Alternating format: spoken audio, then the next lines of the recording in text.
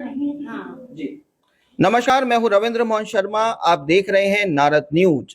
हमारी वैदिक संस्कृति, हमारा समाज, हमारा धर्म तो ये कहता था कि यत्र नार्यस्तु पूज्यन्ते रमन्ते तत्र देवता। लेकिन आज की कंडीशन क्या है, आज परिस्थितियां क्या है, तो कवि ने इस बारे में कहा है कि उठो द्रौपदी शस्त्र उठाओ, अब गोविंद ना आएंगे। तो आज का जो माहौल है, भरतपुर में कल जो दुर्दांत घटना हुई, 8 वर्ष की अबोध बालिका के साथ एक 30 वर्षीय युवक ने रेप की घटना को अंजाम दिया। ये माहौल इस तरह का है कि जिसमें हर नारी, भरतपुर ही नहीं पूरे राजस्थान में इस घटना के प्रति आक्रोश लोग जाहिर कर रहे हैं। और ये वर्तमान सरकार के लिए भी एक बड़ी चुनौती है। जो सरकार अपराध मुक्त राजस्थान के नाम से राजस्थान में आई थी, वो अब क्या करेगी। हमारे साथ हैं बाबा सुग्रीव विद्यालय की प्रिंसिपल रंजना तिवारी और कुछ स्टाफ और कुछ विद्यार्थी। आइए हम बात करते हैं कि इनका इस बारे में क्या कहना है। डॉक्टर रंजना तिवारी हमारे बीच है। मैडम बताइए, कल की जो घटना है इस बारे में आपका क्या कहना है। कहना और ना कहने का तो मतलब ही नहीं है। व्यथित हूं मैं बहुत ज्यादा, और मैं सुबह से मेरा बहुत दिमाग खराब है क्योंकि मैं भी एक माँ हूं और यहाँ पे सभी की सभी माँ हैं।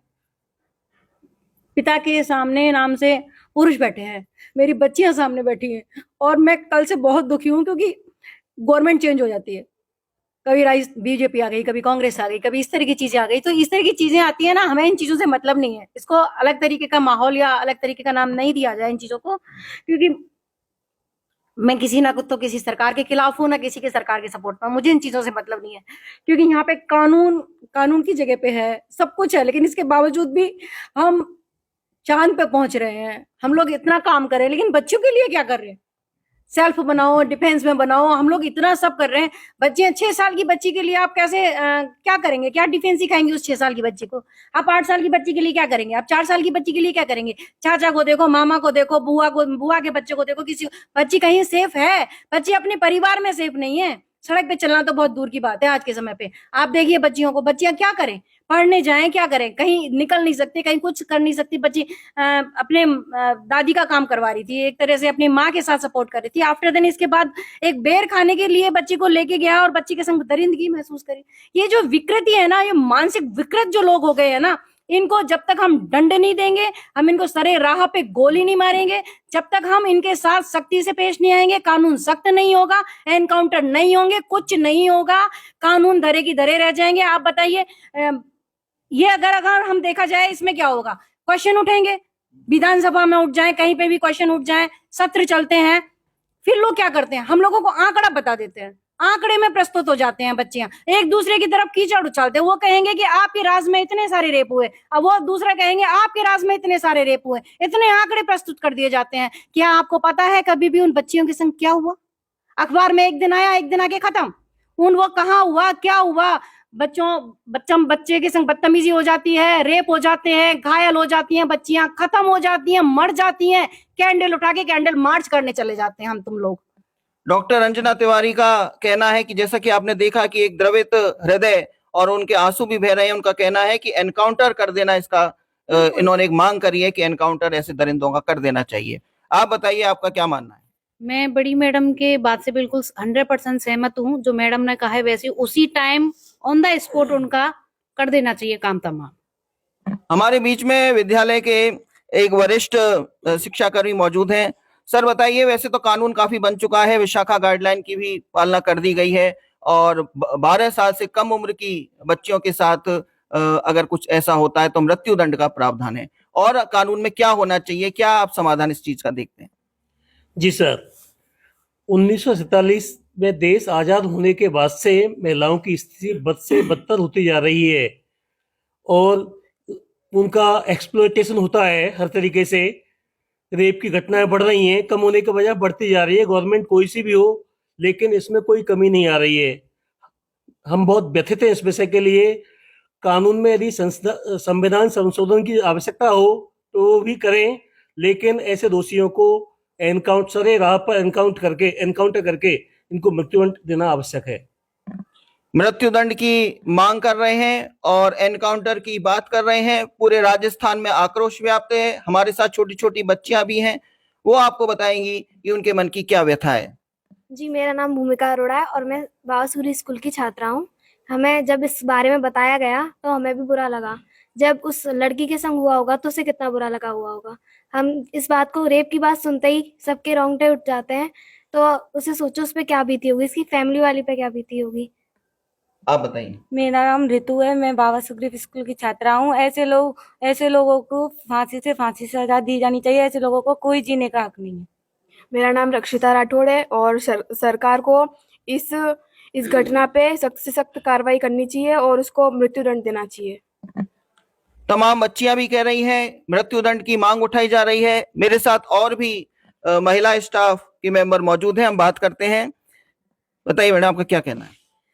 मैं ये कहना चाहूंगी सर, सरकार कोई भी हो, हर चीज करते हैं, हर चीज में लड़कियों को आगे भेजते हैं, लेकिन अगर जब लड़कियां खुद ही सेफ नहीं तो आगे कहाँ जाएगी। बहुत सारे पेरेंट्स तो गर्ल्स को बाहर भी नहीं भेजते हैं। सपोज डॉक्टर में सिलेक्शन हो जाता है, नीट में सिलेक्शन हो जाता है, बाहर नहीं भेजते हैं, किस लिए कि लड़कियां वहां पर सेफ नहीं है। लड़कियां 8 बजे के बाद, दिन छिपने के बाद भी बाहर नहीं निकल सकती हैं। रात को थोड़ा सा भी रोड लाइट नहीं हो, जल रही हो, तो भी लड़कियां बाहर नहीं निकल सकती है। पता नहीं चलता है कब लड़कों को किडनैप कर लिया जाए। तो सरकार को इनके प्रति एक्शन लेना चाहिए, साथ के साथ एनकाउंटर कर देना चाहिए। हमने कब कहा कि हमें पूजें? हमें नहीं कहा कि हमें पूजो, लेकिन हमें अधिकार तो दो ना, हमें अधिकार दो। बिल्कुल सही बात। विद्यालय की छात्रा हेमा हूँ। मेरा मानना ये है कि ऐसे लोगों को कड़ी से कड़ी सजा दी जाए और ऑन द स्पॉट उनका एनकाउंटर की जाए, क्योंकि ऐसी न्यूज़ेस को सुन के हमारे पेरेंट्स भी बहुत ज़्यादा अलर्ट हो जाते हैं और हमें पढ़ने के लिए बाहर नहीं भेजते हैं।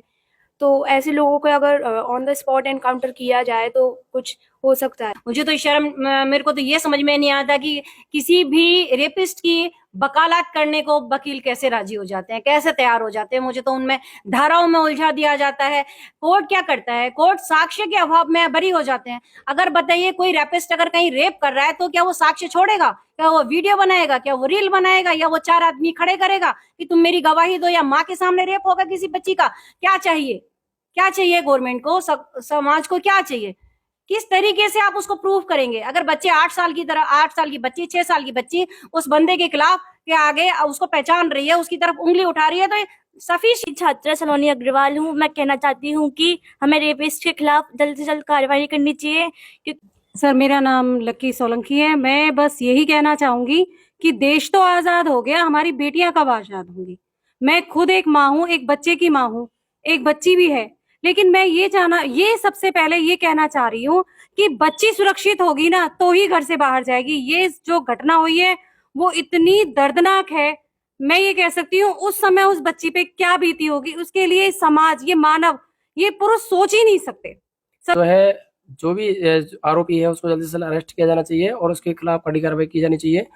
और मैं ये कहना चाहूंगा, जो पॉक्सो एक्ट है उसके अंतर्गत जितनी भी धाराएं आती हैं वो सारी धाराएं लगा करके उसको, आरोपी को दोषी मानते हैं, क्या भूमिका रहनी चाहिए समाज की?